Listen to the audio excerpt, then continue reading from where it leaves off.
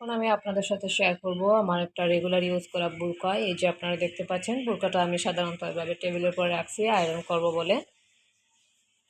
ওই যে এটার হাতা, এটা হচ্ছে হাতা। হাতাটার মধ্যে এইখানেও আপনার যে কোন একটা সাইড আছে, এদিক থেকেও আমি কুচি দিয়ে নিচ্ছি, আর এখানেও নিচের দিক থেকে কুচি নিচ্ছি। যে দুইটা হাতাই খুব সুন্দর। আর এটা ফিটিংসের জন্য আমি দুইটা বোতাম দিয়ে দিছি, টিপ বোতাম।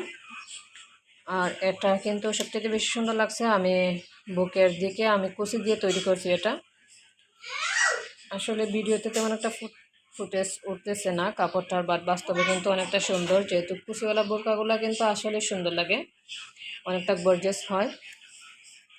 দেখতেই পাচ্ছেন খুব সুন্দর। এই সমস্ত বোরকাটা তৈরি করতে আমার প্রায় 7 গজ কাপড় লাগছে, যেহেতু কুচি দিয়ে তৈরি করছি তার জন্যে।